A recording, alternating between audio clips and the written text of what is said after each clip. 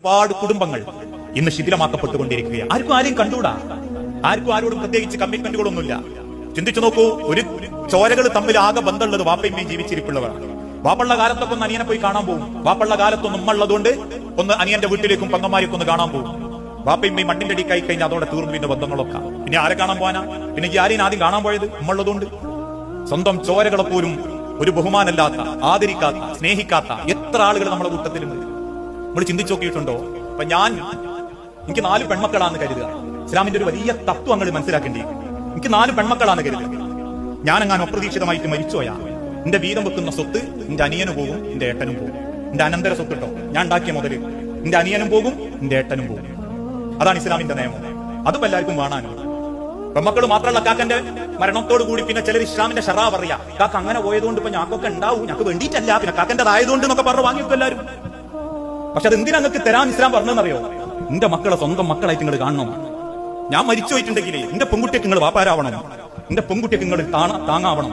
അത് നിങ്ങൾക്ക് നിങ്ങളെ മുതലിന് എടുക്കാൻ മടിയുണ്ടോ? എന്റെ മുതലിന് കിട്ടിയത് എന്റെ മക്കൾക്ക് വേണ്ടി നിങ്ങൾ കൊടുക്കണം. അതുകൊണ്ടാണ് ഞാൻ മരിച്ച എന്റെ പെൺകുട്ടിക്ക് വേണ്ടിയിട്ട് വാപ്പയാവാൻ സ്ഥാനത്തേക്ക് എത്തി നിങ്ങൾക്ക് എന്റെ സ്വത്തിന് അവകാശം തന്നെ.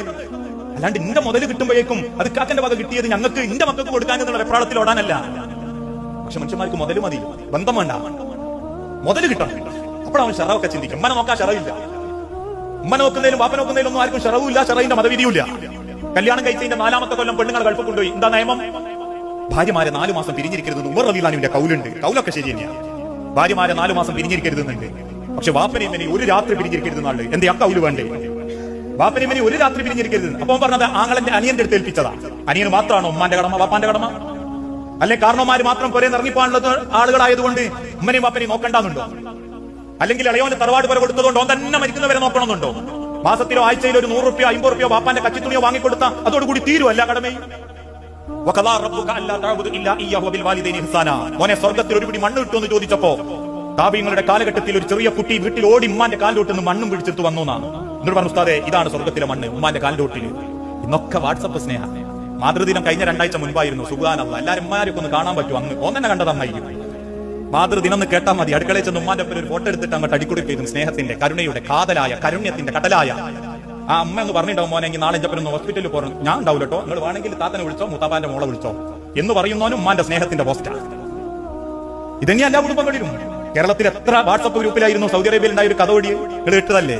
ഏട്ടന്റെ അടുത്തുണ്ടായിരുന്ന വാപ്പനെ കിട്ടാൻ അനിയൻ കേസ് കൊടുത്തു. വാപ്പൻ എനിക്ക് നോക്കണം, എനിക്ക് കിട്ടണം. അവസാനം കോടതി വിധിച്ചു അനിയന്റെ കൂടെ പറഞ്ഞേക്കണം. വാപ്പാന്റെ കയ്യും പിടിച്ച് കോടതിയിൽ ഇറങ്ങി പോകുമ്പോ ഏട്ടൻ അനിയനെ തടഞ്ഞു നിന്നിട്ട് പറഞ്ഞു, നിന്റെ സ്വർഗാട്ടോ കൊണ്ടുവന്ന് അതിന് ഓർമ്മിച്ചോ, നിന്റെ സ്വർഗ കൊണ്ടുവന്ന്. വാപ്പാനെ കൊണ്ടുവന്ന് കണ്ടിട്ട് പറഞ്ഞതാ. കേരളത്തിലെ 150 ഗ്രൂപ്പിൽ ഇൻകൻ അയച്ചിട്ട് 150 ആള്. പക്ഷെ ആ അയച്ചോനും സ്വന്തം വാപ്പാനെ പോയി കൈപിടിച്ചിട്ട് ഹാഫ് ഡേ ലീവ് എടുത്തിട്ട് ഉപ്പ നമ്മളൊന്ന് ചെക്കപ്പിന് പോകാന്ന് പറഞ്ഞിട്ടുണ്ടാവില്ല. ആ വാപ്പാന്റെ നെഞ്ചിന്റെ പെടച്ചിലറിഞ്ഞിട്ടുണ്ടാവില്ല. ആ വാപ്പാക്ക് വേണ്ടിയിട്ട് ഒരു അരമണിക്കൂർ നീക്കി വെച്ചിട്ടുണ്ടാവില്ല. ഇതൊക്കെ ഇപ്പം സ്നേഹം അഭിനയങ്ങളാണ്, കാപട്യ ലോകങ്ങൾ. എല്ലാ മക്കളും അങ്ങനെയെന്ന് ഞാൻ പറയുന്നില്ലല്ലോ. ഒരുപാട് നല്ല മക്കളുണ്ട്. ഒരുപാട് മക്കളെ പറ്റി തൃപ്തിയോടെ പറഞ്ഞു മരിച്ചു വന്ന വാപ്പാരുമാരുണ്ട് പല കുടുംബങ്ങളിലും. ഓനെ മക്കളായി കിട്ടിയത്, ഓനെ മോനായി കിട്ടിയത് എന്നൊക്കെ അഭിമാനത്തോടെ പറയുന്നവരുണ്ട്.